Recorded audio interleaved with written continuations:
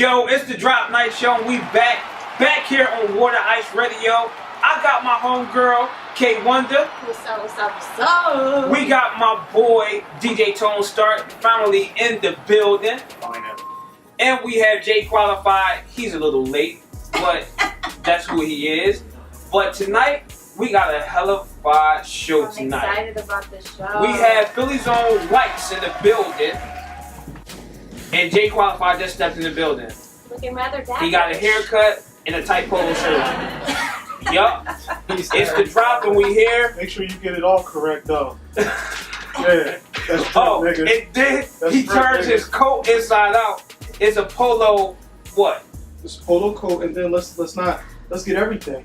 Oh, and a polo scarf. No, that ain't polo. Oh, baby. what's that? You Versace. That's drip. Oh, then he dripping with Versace scarf. Please He come in here looking like Up GQ. the property. Hey, I don't really be tripping, but I ain't broke. What's up, everyone? Whoa. Special guest this evening, Lihtz, Philly's own. And what I wanted to do at the start of the show is get into current events because it's a lot going on right now. We have Donald Ho Trump Why you calling my hoe? because he grabbed girls by the pussy. So we have him backtracking in the media. Backtracks in the media. That's a real man right there. If you grab him by the pussy, that's a real man. He says he's endorsing Roe. Who? Roe, who lost the election in You mean Roy Roy? Roy Moore? Moore. First of all, alright, so I'm gonna take over. What you No, drinking? so I'm gonna take What over. were you Roy Moore. drinking? Then he backtracked after he lost and said, "I told y'all he was gonna lose." He's like, He did do oh, that. But doesn't he always backtrack? I thought he was good money. Oh, And Roy came and did his vote on a horse. It was like the biggest joke of the internet yesterday.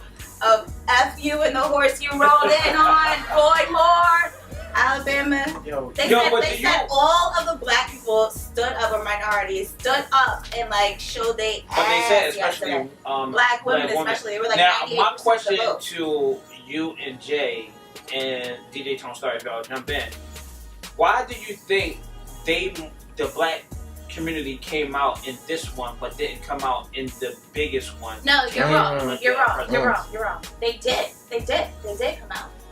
However, he won the electoral vote. That's what got him into the presidency, not the actual overall, vote. So, yeah, I mean, we all, we stand up. Like, we stand up all the time. You know what I mean? Since we've been able to vote, we've really been doing that. You know what I mean? There was a time at one point where we couldn't vote as, minorities, black, brown, whatever. So, yeah, it's a good feeling to see that happened, and I just hope that, like, we can keep the momentum going. Because the whole thing with the internet, you know what I mean? let me play devil's advocate before you move He on. wants to be. Here we So here's the thing. I appreciate everybody in Alabama that got out and voted, man. No, you don't, because you're a damn Republican. I'm not a Republican. I'm just not voting. Don't be mad because I made good decisions. You know what I'm saying? But no, seriously. One thing that nobody accounted for was faith-based Republican voters that were turned off by Roy Right. Moore. And what they decided to do was stay home. See, that's what happened on the reverse with the Democrats during the last election is that, people didn't really feel Hillary. They wanted Bernie. So a lot of Correct. people decided to stay home.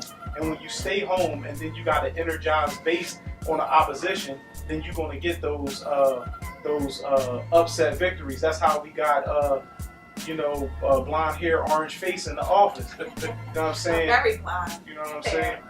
No, but it's real talking. Everybody's just sitting around acting like it's nothing. Like, people are letting all this stuff happen, and when we get into this third world type of living that we're going to be living in, like, people going to be wilding Don't out. even worry. I'm securing the bag right now. If y'all need asylum, y'all can pose as my gardeners. It's all good. Oh, fuck you. I missed that. Yo, you You're a such jerk. a jerk, right? But anyway. Yo, but then you see what. But tell me what you hiring though. Yo, Jay Qualified be on one. Welcome back to the Drop Night Show, where we're sending people on a full expense trip to the Mike Tyson Culinary School, where you can get all the little snacks you need. No, we was talking about some craziness behind the scenes, and we are back. It's the Drop Night Show. I'm Jay Qualified. I came a little bit late today because I had to stop and get a bottle of Jesus Tears before I rolled up in here. Anybody that follows us know exactly what that is. That's a real one, right? Yeah, absolutely. So one thing I wanted to talk about while we were still on the topic of current events is Bitcoin. Now, oh, Lord. Obviously, I'm Jay Qualified. I'm the most qualified, unqualified person to speak on a range of topics, and I just happen to know a little bit about Bitcoin. So Bitcoin is an electronic currency that's monitored heavy by the people that invented it, and it's worth a lot of money. It's actually being traded on the stock exchange or the S&P 500, whichever one I can't remember at this time. Now, it's like any other currency, is super volatile. It's not like gold, because gold is a really safe investment and your money's always going to return, because all currency is based on gold, and it's not enough Correct. gold in the world Correct. with the money they circulate. But Bitcoin is really spiking. I mean, it's making, $1,000 jumps in days. However, if you pay attention to it, some private equity people just bought up a big stake in Bitcoin, and word on the street is this ain't insider trading, because I read it somewhere. Don't come and get me unless you're gonna give me the sale Martha was in. That they waiting for a 20% drop and they gonna sell off. So what I'm telling you people is, if you're interested in getting into Bitcoin, if you can read a 52-week graph, hopefully y'all can. If you can, then when it drops 20%, go ahead and buy you some. And when it jumps back up that 20%, 30%, whatever it jumps up, sell it. It's free money. All right, so you know what? We're about to get into this next song, which is the Meek Mill's Never Lose. Featuring Lihtz. Featuring Lihtz. Let's go. That was Meek Mill's Never Lose featuring Lihtz. And yes, we got Lihtz in the building. In the building. What's up? He is here. The man in the I hour. appreciate y'all for having me, man. Nah, definitely. You know what's crazy real quick though? Like, I never seen this brother before, but like the song playing as we come back, I'm like, damn, this my shit right here. I'm like, oh, all right, that's what's up. Like, So that's love. A lot of people say that. A lot of people know the song, but they just don't know the face. You feel me? They heard the record 1,000 times. They play it. They might know all the words, and then, like, damn, that's you. That's what I know that was you. And I'm like, yeah, that's me. You know what I mean? So it's definitely a gift and a curse, though. But So, Lihtz, let's get into this interview with you. So, where did it all start from? Where did you get the interest in rap? Man, my uncle, he rap. So, naturally, because my uncle rap, I thought I could do it. I wanted to do it. And, I was young. He would just have me, like, spit for his homies and shit. And pretty much, I'd be like 4 or 5. And I'd just be cursing. I'm talking about just, he thought it was the most hilarious shit ever. Watch this shit. Watch this. Or spit something. And I just start cursing. You feel me? It ain't rhyme or nothing. It just was. And naturally, over a course of time, you put words to it. And then I think I just got passionate really with this shit when I graduated high school. I'm like, this is probably what I'm going to do. And then by the time I had my daughter, I was like, this is what I'm doing. It ain't no other option. Yeah. So it's like, this shit became a full-time job. Okay. Man. So, when you decided to do that, when you recorded your first song, what was that song? I don't know. I can't even tell you. I cannot even tell you, bro. I'm probably, since then, probably 1,000 songs. That was probably 5 years ago. So I can't even tell you. I don't even got the hard drives and the music from that fucking computer. I just, the other day, hit the nigga up. My homie was like, damn, you remember Dave from Second and Snyder? I'm like, shit. I wonder where he's been at. Found his name on motherfucking Instagram and followed him. Then hit him up. He's like, yeah, bro. I don't record like that no more. I'm like, oh shit, Dave gave up. Like, Yo, it's hard out here when you in this industry. It's hard when you don't come up on that lick. Right. It's hard. Right. You give up. You gotta be passionate about it. Yeah. So what part of Philly are you from? From Uptown. Uptown. From Okay. Uptown, yeah. I was born in West Philly, but I'm from Uptown. I lived Uptown majority of my life, and then I moved back down west. So my rap career, I was down West Philly majority. So people always thought, oh, he from West. I mean, I hear people say that, oh yeah, West Philly, but I'm like, no, nigga, I'm from Uptown. Okay, but, right. Naturally, that's what comes with it. But at the end of the day, I really rep Uptown. I'm an Uptown dude too. You know what I'm saying? The thing is, like, You can see, right? You know what I mean? Yeah. People see him, right? Yo. Shots Yo, fired. he not even gonna get on his You're not even built for the type of smoke. Like, you better stop. Back to what I was saying, we from uptown, right? And a lot, like, I moved around the city when I was a little bit younger, and the number one thing people say about uptown, like, oh, y'all got grass, y'all got, and I be trying to explain to them, like, really don't get it messed up. Like, it happens everywhere in the city, you know what I'm saying? Like, was it ever a time where you, like, not necessarily had to let somebody know, because that's usually what it is, but, like, you had to remind somebody in a way, like, it's cold everywhere, you know what I'm saying? So I don't even get into that. You know what I mean? I'm one of them type of dudes, like, I stand for me. You could have dropped me in the middle of Connecticut and I would have still been me.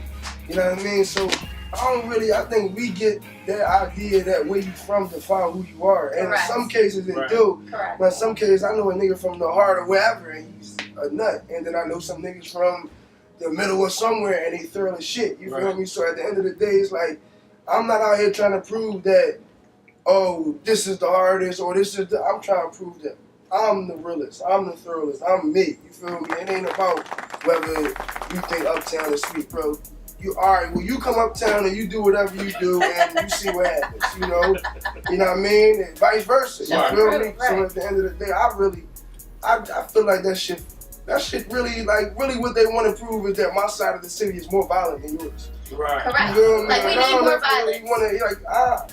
I'm not the nigga that's going because some can condone that. You feel me? I'm more or less just like, either you thoroughly, you not. You feel me? Either you really, you not. I don't give a fuck where you from. That's true. That's all over the world. You feel me? Like, so I feel like some niggas is from hoods where they're like, oh, I'm from Harlem, I'm from this, that, and the other, and it's like, you still quit. You feel me? Like, I'm from North Philly, you still a weirdo. You feel me? It don't matter where you from. It's like, it boils down to the individual. Exactly. So, like, what were some of the artists you looked up to growing up, like, that you would play? Jay-Z, Hov, naturally, just, like I said, my uncle was a rapper, so naturally just being around older rappers, listening and staying true to, hip-hop, but growing up, Mac, Stay Property, we from Philly. Yeah. So, but I mean, all of these just had an ear for other music. I think I get that from my mom, so I still listen to Lauryn Hill. That's like my favorite artist. Growing up, cleaning the crib on Sundays, Saturdays. Yes. Lauryn Hill. My mom, Whitney Houston. You know what I mean? Still listening to Steve Harvey. Stevie Wonder. Stevie Wonder, yeah. And I'll be honest, it took me a long time to appreciate him. I'm like, wow. I don't know why y'all like Stevie Wonder. He can't really sing. How old are you? I'm 25. Okay, so yeah. So naturally, as a kid, you hearing it, but it's when I got older and I listened to the music. Mind you, he produces, sings, writes, composes everything. Lights don't go down this hole with her. Right. Every time we got an artist of a certain age on the show, she want to get into her. Oh, you don't know Cab Calloway. You don't know Etta James. You know what I'm saying? Don't even get there. Yo, don't get mad because I appreciate real music, like real talk. She gonna ask you to beatbox next. Don't even go down that hole. Can you beatbox? No, listen, if you're an artist, you should be able to appreciate the realness. Those people actually like put the foundation for us to be having conversations like this. You know what I mean? And they did it in an era where they had nothing, like the least amount of means possible. They had to walk 5 miles to the studio with the snow out there. Like real shit. Like if you see their stories and how they came up, like it's crazy. But like for me, it was like the sound back then, in like in the 80s, the 70s, the early 90s. That was like a whole different frequency. That was just like real music. And I'm not taking away from what people do now because there are some artists that I'm really fond of in this era. But back then, it was just like wow, you know what I mean? Right. But yeah, so I'm glad. I think even with that though, it's just about the time. It's like if you really think about it, all right, rap wise, if you grew up and if you 55 or 45 now, you might listen to Run DMC, and when you listen to Run DMC and then you heard NWA, like this ain't rap. Right. So at each person's time is going to be. So now we are at where we become a little bit older, and it's a new generation, and they might like Lil Uzi. And naturally we say, oh, this ain't rap. But it's like, no, this just not our rap. You feel me? But I'm not going to discredit what's your generation. I'm just not going to say that I relate to it or I'm in love with it as much as what's from my era. You feel me? It's like if you go to, and my mom was talking about it then, KFC ain't the KFC it used to be. And I'm like, you can't say that to my daughter. Right. KFC, she know. He's like, I don't like watching the new movies because they remaking Wonder Woman. And it's like, Mom, she just told me she loved Wonder Woman. Right. So it's like, that's your perspective from your time. Right. And if you try to, it's like, oh, LeBron James better than Jordan. We'll never know. You feel me? Let LeBron be in LeBron era and Jordan be in Jordan era. It's a good argument if you want to, but the truth is we'll never really know. Do you listen to any other genres of music, like rock, country? I listen to a lot of, like, I was in the car just now, and I was saying, like, a lot of times when you because I've been on MTV numerous times, and people think that it's like, it's a labyrinth thing, but it's like they don't actually go look at the box and then follow you or look you up. And I said, probably the only time I ever remember doing that is when I first heard Adele. And this was probably like, I was probably in 11th grade. Wow. She ain't pop off yet enough, and she had a song called Chasing Pavements.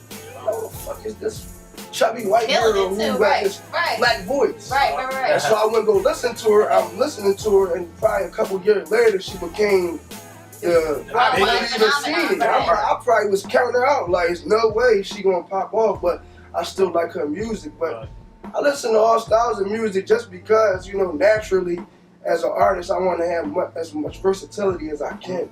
A lot of times, if you don't listen to the music, it's going to be hard for you to be inspired and make something different. Right, that's true. That's I was listening to you talk about, you know, people having their era and so on and so forth. And I ask this question to every artist I meet, like, at some point, do you think that a lot of the critics of the music is being hypercritical over the content of the music now? Like, they feel that the actual lyrics that's being said not as profound. Like, I feel, personally, I feel like they dig a little too deep. You feel like they going too in depth to these artists and just not letting them cook and do their thing? See, I try to look at everything from a side. That's what I really do. I try to sometimes take myself out of the situation. It's like, if you ever arguing like with your girl or something, and you have a debate about something, you'll notice, like, if you wasn't in this debate, you will understand exactly where I'm coming from. But the fact that you in it now, all of a sudden these rules don't apply to you. So it's like, when I look at them scenarios, I say, all right, you got these young niggas that just don't do what y'all did for whatever reason. Maybe it's technology, maybe it's the time, or whatever it is. And then you got these older people that's like, damn, how you niggas is surpassing or doing the things that we never done. For the very reason you just said. We had to walk in the snow. We didn't have no punch in. We had to do the whole song straight or we had to do it again. So that means you on the clock. Right. You niggas sitting there for 45 minutes smoking weed in your session. And it's like, we never did that. I knocked out 10 songs in 1 hour. And it's like, bro, that was your journey. You know what I mean? Like, I'm never going, you may not respect their journey. You have every right to feel how you feel. But at the same time, it's like, stop trying to make their situation your situation. Okay. But from the vice versa, it's like, if you watch a movie like Brown Sugar, you notice they talking about the game, they was really predicting what is happening in the day, and it's like, it's commercialized. The industry can dictate the image that y'all see by controlling the artists that we put out. Correct. But the reality of it is, them same motherfuckers that's complaining, when a nigga that come out and do that, y'all don't go hard for them like the people that's on this side go hard for them. So if you Joe Budden and you mad as shit about Migos, well, why don't you go do a song with Dave East? Or why don't you pump Dave East? Because instead of tearing them down, build up what you want to do. You're too focused on the wrong shit. And it's like you more so worrying about hate instead of worrying about trying to build something up that's on your side. And like, I love having these conversations with artists because we don't know what it takes to make a song, and you just broke that down, Right. which your fans would appreciate because they just not listening to the song, they hear the meaning of the song. Right. So from that song, take us back to the first day you met Meek Mill. That's crazy. I was looking at a picture the other day, and I was coming from Chicago on an airplane. I was going to LA, so I was filming for Empire. This was about 3 years ago.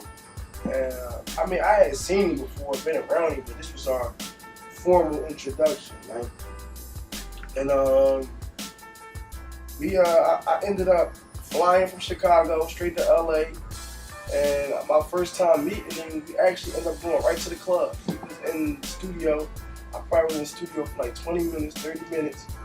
And we leave out, and the way they move is different than, I ain't really seen too many other artists, period, that move this way. It's like, we in LA, but they probably got like 8 or 9 Maybachs or Bentleys or lined up all black. You know what I'm saying? It's like the president coming. You know what I'm saying? We get in the car, me get in the back with him, and Maybach. And, you know, we go to the club. And they literally in there for 15, 20 minutes. And then we go back to the studio. You know what I mean? We cook up.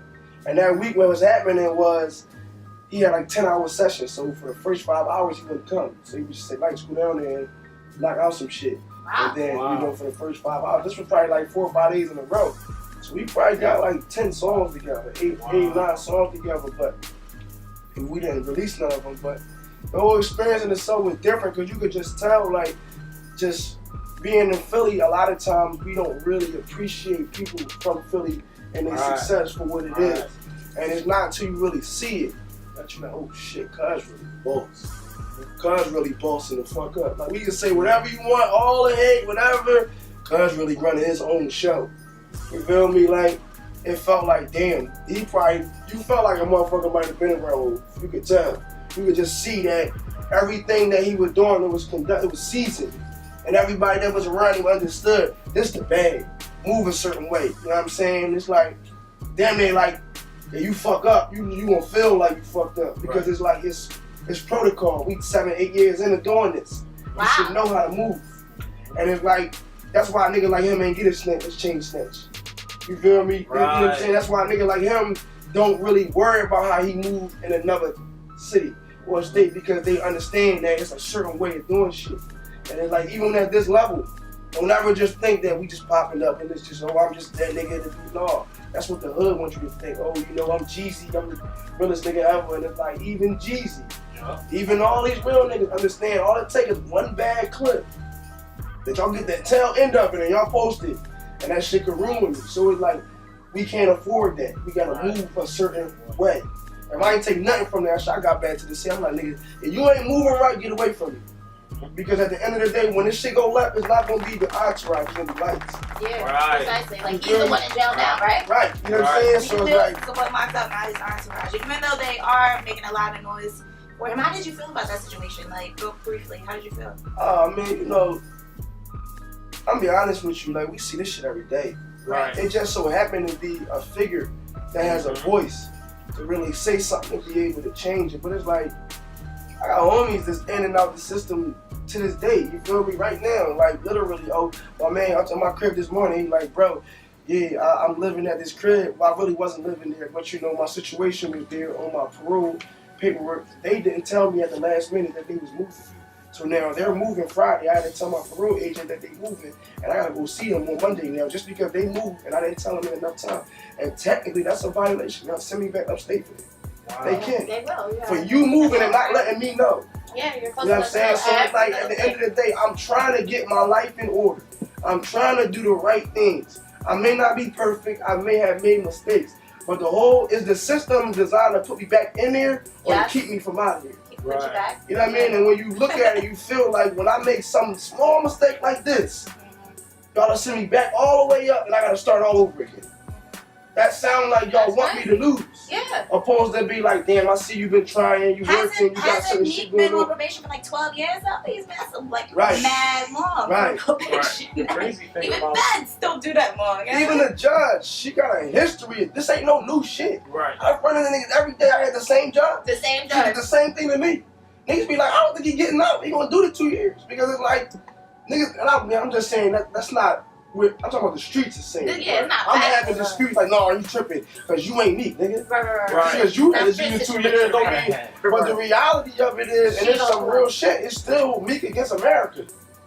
You feel me? It's No Meek matter against- how it's big Meek you get. against that court system. Yeah, you know what I mean? The American court system, because When they even put though that the judge is paperwork doing it, she's doing it within the guidelines of the law. Right. Yeah. You know what I'm saying? So it's like she taking advantage, but at the end of the day, she ain't breaking the law unless they come and change what's the law. Right. And that's the dilemma that make it sketchy, because it's like, let's just say if he do get out, now they may have to go look at certain cases and say, damn, this is the same thing that happened This here. person. But they won't do that because then that's when the whole wall falls down about Right. how grimy Right. and shady they are. So I appreciate you said an honest answer. I was looking to see if you was gonna be on something, you know what I mean? But he's a stand-up guy because his situation was just a voice, because there's millions of people going through the same thing. You know what I mean? I myself personally went through it. So, you know, shout out to Meek Mill. Keep your head up. You know what I mean? Everything's gonna be love. So how did you? Real quick. One thing I want to say about that, and I just be trying to give people a little bit of game. Like, even when you secure the bag and you got money, you once you put yourself in their hands, they got you forever. I'm saying you can no longer lawfully carry a gun. At certain points in times, if you was on paper, you couldn't even vote.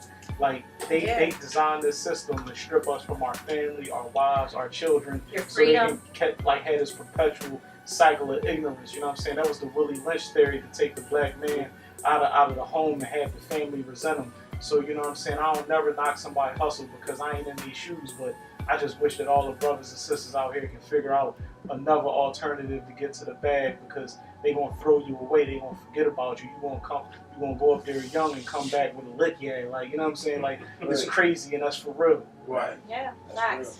So how did it come to getting Never Lose? How did that come about?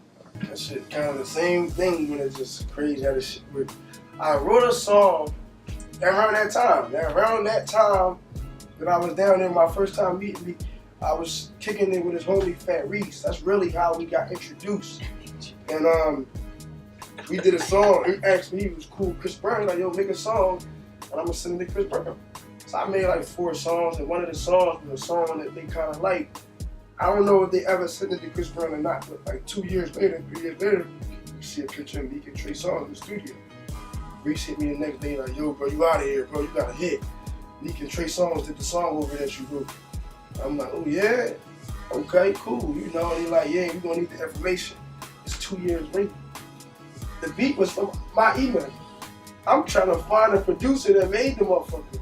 So now they on my ass. I don't know who the nigga is. I met him through somebody that I don't have contact to. So I'm trying to find him. Everybody that I know trying to find him.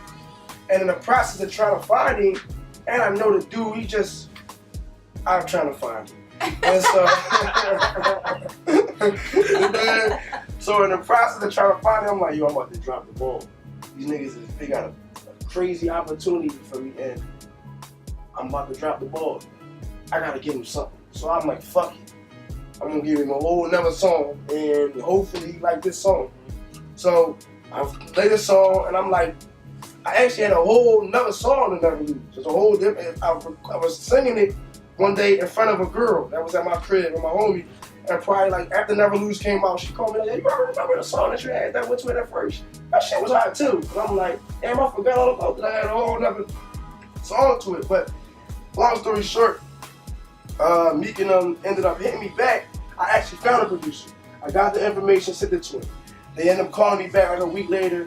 His engineer, he's like, yeah, we like that song, but the other one you sent, cuz want to use that on the project, so we not even worried about that song no more. I'm like, wow. So, you know, they tell me that they want to use it on the project, and I've had this kind of happen with them. It's just like, they like a record, they want to use it, but he really got like 1,000 songs. You know what I mean? When he go to a pick, I don't know how he pick his selection, because you only cutting it down to 15 songs, 12 songs, how many songs on the project. And so I'm like, even though I know that they might genuinely want to use this record, it's a possibility that they may not. Right. So I never knew that they was really, we signed paperwork, everything was legitimate, but I still never really knew for sure that they was doing it. So I seen the track list. That shit was probably like 3 weeks before the project came out. So 6 months probably went by, 5 months went by. That shit was crazy, because it's like, you never want to be disappointed. Right. And you never want to be kind of like speaking on shit and it don't be. Yeah, like, so it's kind of like, naturally you act like it's nonchalant. Yeah, you know, they might use it. Yeah. But then when you really see it, it's like, oh shit, they using it. Oh shit, we out here. Like, I even taken the whole process. So at some point in time, I'm like, when the song come out, it released, I'm like, yo, watch, LeBron gonna sing this shit. LeBron sang this shit, we getting a Nike endorsement, we out of here. 2 weeks later, ESPN, LeBron James is singing the hook. Yo! You feel me? And it's like, some of this shit is, I don't believe in coincidences at all. Right. I don't believe in them. I don't think nothing happens by accident in life. I believe every single thing. You may not know what it means, but it means something. So some of this was what it was ordained, and then some of it was still like I had to do the work to make it happen. I spoke it in existence, but it ain't like I'm just that amazing. I just say shit and it happened. I'm not fucking psychic. No, I saw what I wanted, and then I did the steps to make it happen. You know, and when that happens, sometimes other shit like LeBron James just end up singing it because I'm trying to make this shit apply to Meek life, not realizing that everybody may appreciate the fact that I've been down before, y'all counting me out. But even when I lose, I'll never lose because I learned from my loss. You know what I'm saying? Amen. Can we get an amen? Amen. Wow. Like, You know we what? sitting here with a real artist. Yeah, and I love his energy. He's smart. Very He smart. knows Very what he intelligent. wants. Like that process that you was talking about, when you start your project, you're going to get a lot of producers. Right. You're going to get songs with hooks. So wait, are you signed? I mean, I'm a dream chaser. Okay. You know, it's yeah. Okay. You know what I mean? Okay. It's a lot of So you got red that tape. Def Jam under you, or is you? No, that's you the got whole open thing. clout? It's like this. The way the contract's set up is really not all the way outside. It's more or Okay. less like a shopping deal. Okay, So that's it's good. like, you know, the reality of it is I'm just, to be honest with you, and I don't know if it's common, but I really like to be a man of my word. So we had to understand that we just really had to get through paperwork. But they put the project out and me on it without me being signed. The week after that, I had 5 label meetings lined up. Wow. I only went to 1, and I went to the 1, and I was just like, I feel like I'm being a crumb. You know what I'm saying? And a lot of niggas don't do that type of shit. A lot of niggas be like, fuck that. I'm taking it. I could Right. probably get a half a ticket right now without you niggas. And you niggas don't get none of that shit. You know what I'm saying? But it's like, I tried to be a man of my word. You feel me? Like, even though we technically, it wasn't like, oh, if y'all put this on there, I got it. But I just felt like it would have felt, if I was in his shoes and I did that shit, I probably would have been like, I'll never do that again. Right. If I would have went somewhere else. And it's like, at the end of the day, sometimes you do gotta do what's best for business, but then sometimes I really like to do what is like, you know, the right thing to do because I feel like my blessings will come in another way. You feel me? So it's like, it's hard balance because there's a lot of crafty motherfuckers in there. Sometimes you being more loyal to them than they being loyal to you. Yeah. But even then, I'm not gonna allow your nut shit to make me do nut shit. You feel me? I swear to God, I like this man. He be talking to truth.com, y'all. Talk. Truth.com. This has been a really good interview. You know what I'm saying? Yo, I really enjoyed this interview. Another segue into his another record. Let's do it. Okay. Fake shit. Fake shit. That's kind of what we talking about right now. That's appropriate. Perfect. Yeah, perfect. Yeah. This You is know, Fake Shit Lights on the Drop Night Show with Ice Radio. We are back to the Drop Night Show. You know what I'm saying? We got the good brother Lihtz in here talking some Real, clothes Real talk. talk. Yeah, Yeah, real talk. He got a session going on. He took time away from getting his bag to come talk with us. So that's Greatly part of my appreciate bag too, though. You know what I mean? It's a Wow. part of my bag too. Thanks for You showing know, Philly man. again some more love. You know I what appreciate And y'all the for world. having me. Yo, It was a great we was interview. kind of low key talking about, you know, opportunities and what's right for another person and not forcing stuff like that Right. during the break. Like, it's a lot of industry plants. Like, I call them industry plants. Like, what's that little young lady that got the deal to Catch Me Outside? Oh, song? Lord. Right. The white And girl. like different things. And I was looking at a T-Pain interview and they asked him about that joint he did with Taylor Swift. And he was like, yeah, they got me on that joint, but the bag was right. You know what I'm saying? Like, as far as opportunities go, and not in the name of an artist or a name of a person, like, what's the kind of thing that you would say, well, that's unfuckwittable? What as an artist, like, dealing with this game, because I know it get wacky, where you draw your line in the sand with these folks? As I far ain't as even gonna collaborations front. go. Oh, as far as what? Like, who I collaborate with? Like, you know what I'm saying? Like, Yeah, because you collaborate. can't draw a line in the sand when you're still on your grind, because you got work network. I'm saying, like, as far as like if somebody wants you to do a collaboration with a type of vibe, like what's not your vibe? I'm gonna be honest with you. Style wise, I feel like it ain't no artist in the world that I can't get on a record and find some way to be myself on that record and it still sound good. But at the same time, I be feuding with my people right now. They're like, man, this nigga hot. They said, you do a record with him. I don't like him. I don't like his song. I don't like what he posts on social media. I don't like the people I don't like nothing about him. But they like, he might got 1,000 views in 2 seconds. You tripping. And it's like, sometimes I have to be a businessman. Sometimes I gotta be an artist. And then sometimes I gotta be me. You feel me? I'm always me. But at the same time, it's like, niggas get it fucked up that they think that, oh, because I rap, that I don't have rules anymore. Or I have no structure still. Right. It's like, oh, I don't want to go to college because that shit just too... Bro, it's still... I can't just wear anything as a rapper. Still got a uniform technically. You feel me? Right. It may not be a suit and tie, but I just can't come out the house in anything unless I'm going to take the backlash of it, and it may cost me money. You feel me? Like if Meek come up tomorrow with lime green Uggs on it, but Uzi can do that. That's for Uzi. But Meek can't do that. Right. You can't see Jadakiss come out tomorrow with the little man purse on. Hell He cannot do it. But PNB Rock can. You feel me? Right. So it's for each person, they got their own uniform and its own rules, but they make them guidelines for themselves. You feel me? It just, we get to choose our, but once we choose them, they chosen for it. So we still got rules. You feel me? But to me, I just feel like, long as I can look at my daughter, look at my mom, look at my sister, my family, my friends, my homies, my niggas, and they still see me, then, and it don't take nothing away from my morals and my principles as a man, I'm gonna get this bag. I like money a lot. You feel me? So it's like, if Taylor Swift wanna do a record, let's get it. Right now. You feel me? I don't care how you wanna do this record. We gonna do this. You know what I mean? And I'm gonna go platinum, and I'm gonna get a Grammy, and I'm still gonna go back to the hood, and I wish these niggas would say something to me. Cause I'm gonna say to them niggas, yeah, that was 100 grand. You feel me? That was 200 grand. Right. We done did way worse shit for way less. Right. You feel me? You know what I'm saying? These folks out here taking penitentiary chances for for nothing. Right. You feel me? It costs you more than you made. You know what I'm saying? So it's like, I think sometimes just naturally in the hood, we sometimes focus on people that we don't even respect. You feel me? It's like, you out here doing this shit for motherfuckers. I'm paying my bills. I'm taking care of my family. How you ever gonna be mad at the decisions that I make to take care of my family? You feel me? This shit is putting money in my pocket. If you don't want to do it, cool, that's for you. But don't knock me.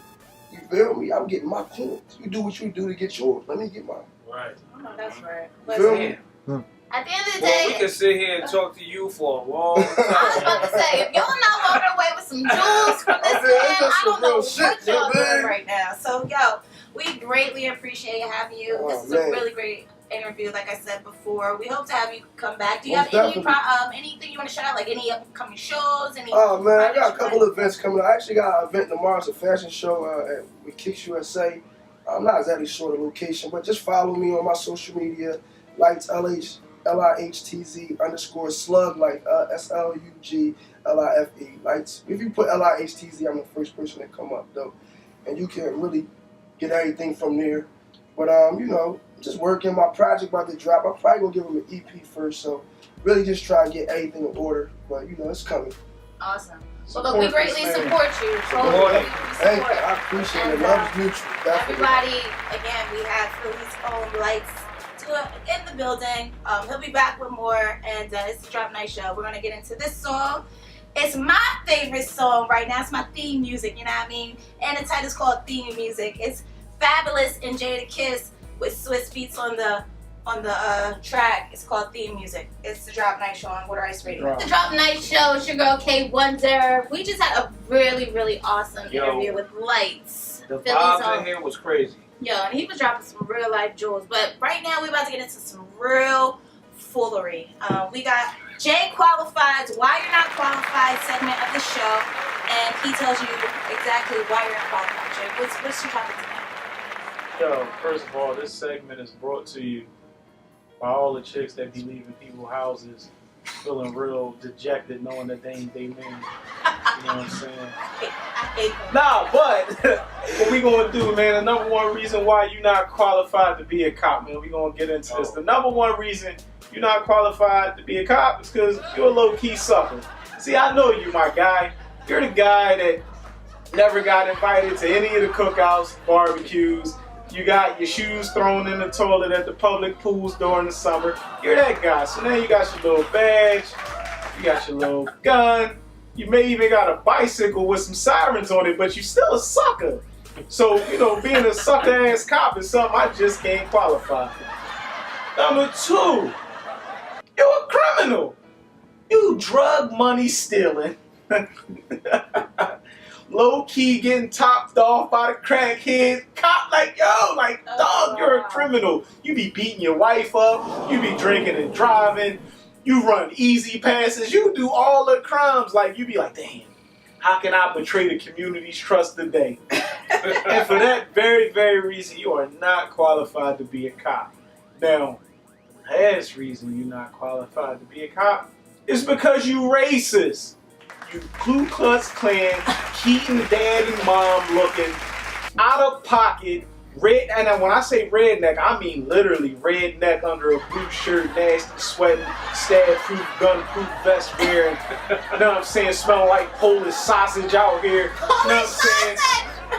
Yo, you're not, like, listen, you can't be a racist or scared of black folks or brown folks and then police their communities because you don't understand the vibe. You don't understand when we playing or when we being serious, when we scared, when we need help, because you so out of touch, man. So being a freaking racist is something I definitely won't qualify, and that definitely disqualify you from being the cop. You know what I'm saying? That's what it is. No, but, you know, it's time for us to get into some real knowledge. We're going to get into this woman K1 segment. Y'all need to stay woke. Wait a minute. Yo, you know, not for nothing, I'm a really fun individual, but you know, and that's all surface. I'll be on some deep stuff, you know what I mean? I like individuals who are as well. My topic tonight is to talk about something that was touched on last show when we had Miss Barry here, and Lauren Reed was like, you know, the whole colorism of dating and, you know, black on black love and all of that. I just want to touch on the colorism part of females, especially black females, or just females of any melanin tone. So there was a post I seen that really disturbed me, and it disturbed me in the sense of like how people were reacting to it. But it was about a young lady. Her name is Victoria Katie. She's a 19-year-old undergrad. Was attacked online for a difference in look without makeup. It was a very vast difference. Like, she looks black. She's a black, dark-skinned girl, great skin, pretty smile. But when she puts the makeup on, she's a light-skinned girl. Like a whole light-skinned girl. We'll post this on our Drop Next Show page as well, so y'all can see what I'm talking about. But I just wanted to touch on, like, you know, all the different race in the world, and nationalities and so on and so forth. There are those that extreme of color. Like, there's the really black, and then there's the really light. Whether you're Chinese, black, African American, African, you know, Dominican, Cuban, whatever. So every race has that. You know what I'm saying? That's just a part of the world. But my whole part is, and it kind of is interesting what you talked about too, Jay, about the whole Jim Crow thing, bringing it back to like slavery days where they had the brown paper bag test, where you had to, you know, see if you were lighter in a paper bag, you can get into the club. And then there's people who were black passing for white, you know what I mean? And my whole thing is like, at the end of the day, everyone's beautiful, you know what I mean? And it really hurts me to the core when we find that women feel like they need to lighten their skin just to get passed, or just to be looked at differently, or just to get, you know, approached by a man. If you look now at Rihanna and even Beyonce, they're way lighter than what they started out looking like in the beginning. Facts. Why is that? Why? Is it because the world accepts you if you're lighter?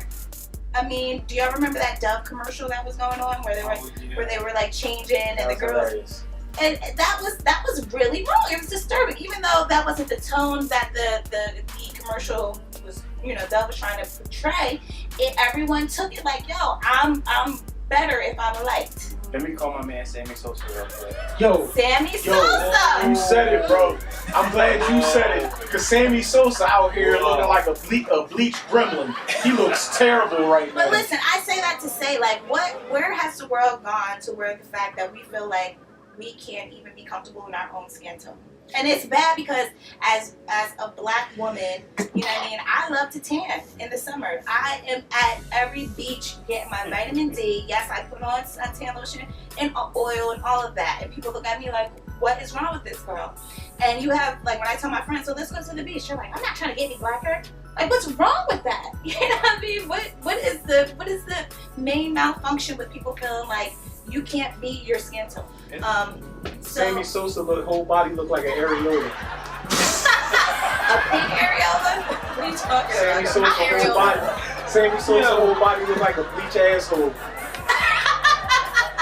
That's another thing. All right, well, no, that's Sammy Sosa look like the inside of everybody's palms. So listen, I just want everybody to stay woke on that sense. Look, this is the Drop Night Show. We had a really, really great show.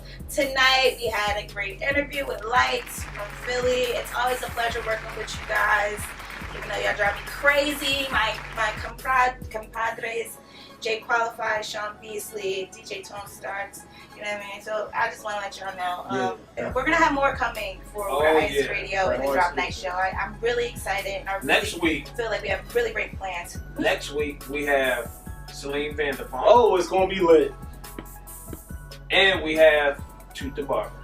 Oh, Shout out to my man Sammy Sosa looking like unbaked cookies. I won't be here. I'll be in LA, but y'all will hold it down for me. Free shape ups whoever rolls through them, baby.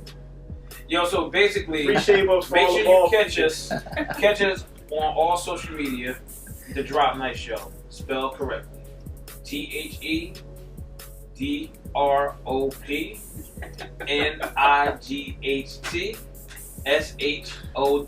It's reading rainbow.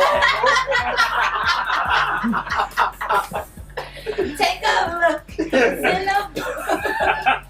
Reading is fundamental. I wish people would really start getting back on their reading like books. I haven't like heard actual books. I haven't heard anyone explain to anyone how to spell the in a long time.